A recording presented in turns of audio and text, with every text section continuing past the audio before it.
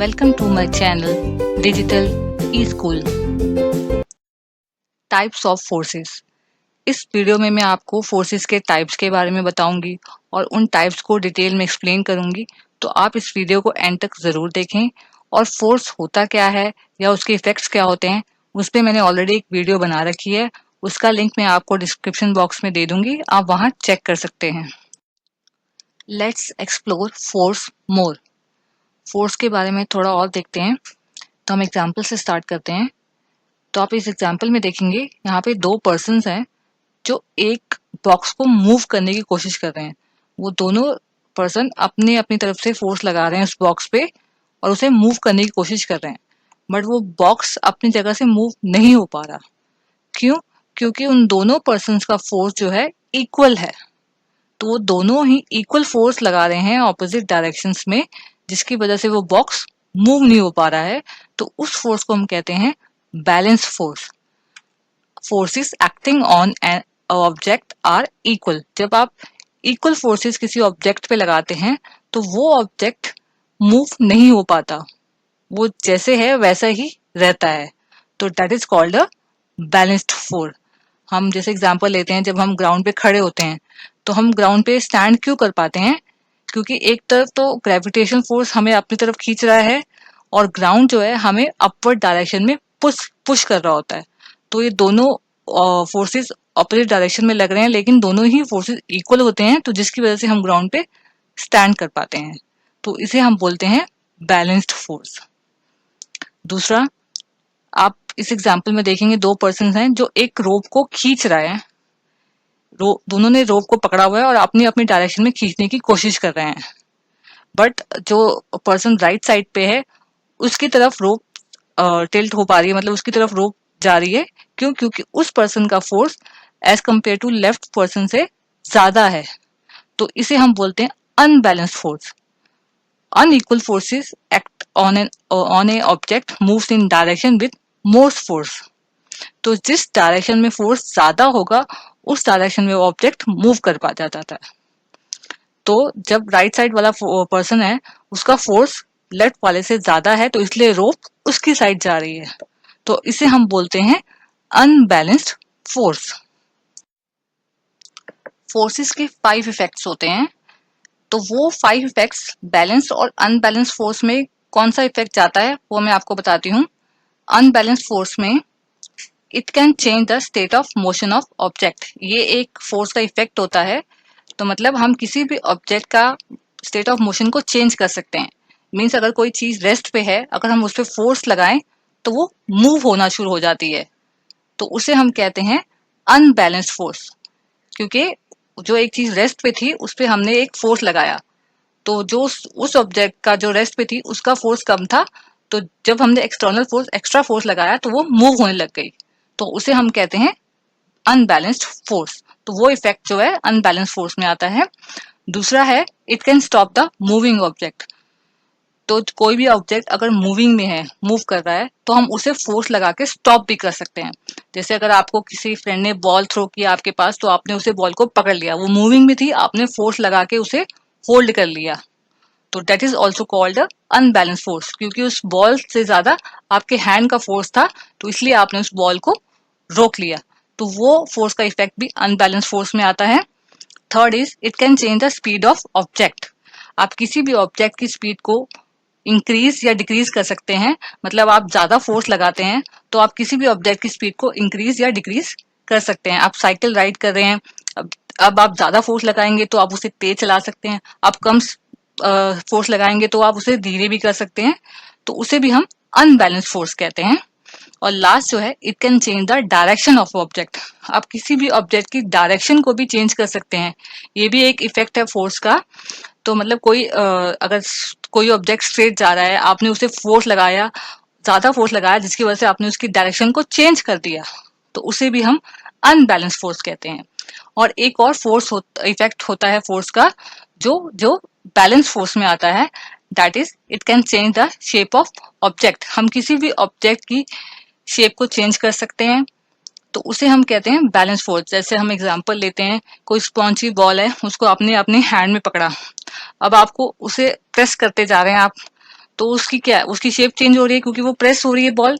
तो आप क्या कर रहे हैं, तो आप हर डायरेक्शन में, आपकी हर फिंगर जो है हर डायरेक्शन से फोर्स लगा रही है, तो वो बॉल प्रेस होती जा रही है। तो फोर्स तो इक्वल लग रहा है, लेकिन हम उस ऑब्जेक्ट की शेप को चेंज कर पा रहे हैं, तो उसे हम बैलेंस फोर्स, वो इफेक्ट जो है बैलेंस फोर्स में आता है। फोर्स तो इक्वल, हर फिंगर का फोर्स इक्वल ही है, बट हम उसकी शेप को चेंज कर पा रहे हैं, तो that effect comes in the balance force. Types of forces. Forces के दो टाइप्स होते हैं, एक होता है कॉन्टैक्ट फोर्स और दूसरा नॉन कॉन्टैक्ट फोर्स। अब इनकी भी आगे डिविजन्स होती हैं कि कॉन्टैक्ट फोर्स के भी दो पार्ट्स होते हैं, एक होता है मस्कुलर फोर्स और एक होता है फ्रिक्शनल फोर्स। और नॉन कॉन्टैक्ट फोर्सेस तीन तरह के होते हैं, एक magnetic force, gravitational force, electrostatic force. अब इन फोर्सेस को हम आगे डिटेल में पढ़ते हैं। स्टार्ट करेंगे हम कॉन्टैक्ट फोर्स से। फर्स्ट टाइप ऑफ फोर्स है जो कॉन्टैक्ट फोर्स। कॉन्टैक्ट फोर्स क्या होता है, हम एग्जाम्पल से देखते हैं पहले। आप इस एग्जाम्पल में देखेंगे कि एक पर्सन है जो बॉक्स को पुश कर रहा है, तो जिसकी वजह से बॉक्स जो है मूव कर पा रहा है, अपनी जगह से वो मूव कर गया है, तो इसे हम बोलते हैं पुश। क्योंकि उस बॉक्स पे उसने क्या किया, पर्सन ने फोर्स लगाया कि जिसकी वजह से वो बॉक्स मूव हुआ। तो जब वो, अब इसमें क्या हुआ कि उस पर्सन ने बॉक्स को फिजिकली टच किया, मतलब वो उसके कांटेक्ट में था। तो कांटेक्ट में आने के बाद जो फोर्स और हमें दिखाई दिया, जो नोटिस में आया, उस फोर्स को हम कांटेक्ट फोर्स कहते हैं। बिकॉज इसमें दोनों ऑब्जेक्ट्स, पर्सन और बॉक्स जो है, फिजिकली एक दूसरे के कांटेक्ट में थे, तो that is called a contact force. एक और एग्जांपल लेते हैं, तो आप इसमें देखेंगे पर्सन ने रोप को पकड़ा हुआ है, तो वो उसको खींच रहा है, उस रोप को बॉक्स से टच किया हुआ है, और उस रोप को जब वो खींच रहा है तो वो बॉक्स जो है मूव कर पा रहा है, इसे हम पुल बोलते हैं। तो इसमें भी ऑब्जेक्ट, पर्सन जो है ऑब्जेक्ट है, बॉक्स है, रोप है जो ऑब्जेक्ट है, ये तीनों ऑब्जेक्ट जो है तीनों एक दूसरे से फिजिकली कांटेक्ट में है, एक दूसरे से अटैच हैं। तो जो फोर्स हमें दिखाई दे रहा है, उस फोर्स को हम कहते हैं कांटेक्ट फोर्स।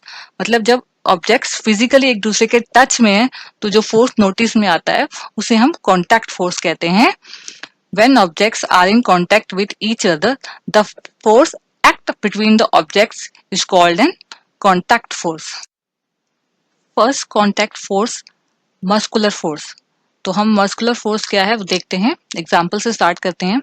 आप एग्जाम्पल में देखेंगे एक पर्सन ने अपने राइट हैंड से डंबल उठाया हुआ है, लिफ्ट किया हुआ है, तो उससे वो प्रैक्टिस कर रहा है। तो उसने वो डंबल कैसे उठाया और वो उससे प्रैक्टिस कर पा रहा है, बिकॉज कि उसके आर्म्स में जो मसल है वो एक फोर्स एक्सर्ट कर रही है, जिसकी वजह से उसने बहुत इजीली उस डंबल को लिफ्ट किया है, जिसकी वजह से वो जिमिंग कर पा रहा है।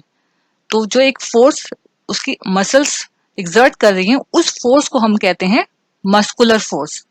हम एक और एग्जांपल में देखते हैं, जैसे आप इसमें देखेंगे एक पर्सन जो है रनिंग कर रहा है, तो आप रन करते हैं या वॉक करते हैं, तो आप क्या, आपकी लेग्स क्या करती हैं, आपकी लेग्स की मसल जो है एक फोर्स एक्सर्ट करती हैं, जिसकी वजह से आप भाग पाते हैं या आप चल पाते हैं, तो उस फोर्स को हम मस्कुलर फोर्स कहते हैं।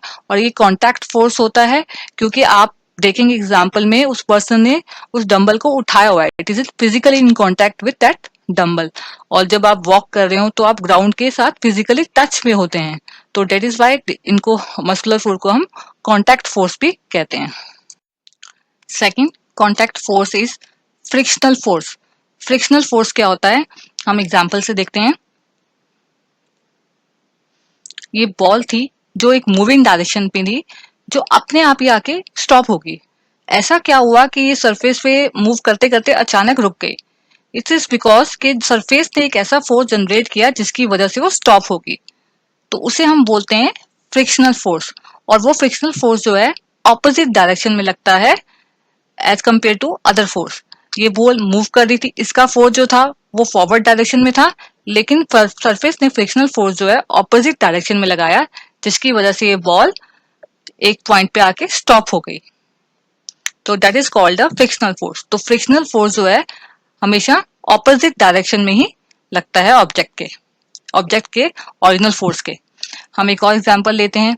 जब हम वॉक करते हैं तो हम क्या करते हैं, हम ग्राउंड को बैकवर्ड डायरेक्शन में पुश करते हैं, जिसकी वजह से हम आगे जा पाते हैं, तो हम अपना फोर्स बैकवर्ड डायरेक्शन में लगाते हैं। तो जिसकी वजह से हम मूव करते हैं, और फ्रिक्शनल फोर्स जो है तब फॉरवर्ड डायरेक्शन में लगता है। तो तब हमारा फोर्स पीछे लग रहा है और फ्रिक्शनल फोर्स फॉरवर्ड डायरेक्शन में होता है, जिसकी वजह से हम इजीली वॉक कर पाते हैं। तो अगर ये फ्रिक्शनल फोर्स ना हो तो हम कभी रुकेंगे नहीं, हम चलते ही रहेंगे, ये बॉल भी कभी स्टॉप नहीं होगी। तो इसलिए फ्रिक्शनल फोर्स जरूरी भी है कि चीजों को रेस्ट पे ला सकें और थिंग्स नॉर्मल रहें। और हमेशा ये फ्रिक्शनल फोर्स जो है हमेशा ऑपोजिट डायरेक्शन में लगता है एज कम्पेयर टू जो अदर फोर्स जनरेट कर रहा है ऑब्जेक्ट। तो डेट इज वाई इसे हम कहते हैं friction is the force that opposes the motion between any surfaces that are in contact.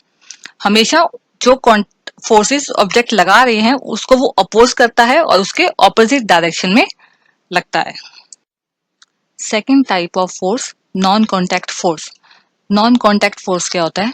जैसे हमने कॉन्टैक्ट फोर्स में देखा, जब दो ऑब्जेक्ट्स कॉन्टैक्ट में होते हैं तो जब फोर्स नोटिस में आता है, उन दोनों ऑब्जेक्ट्स के कॉन्टैक्ट होने की वजह से जो फोर्स नोटिस में आता है उसे हम कहते हैं कॉन्टैक्ट फोर्स।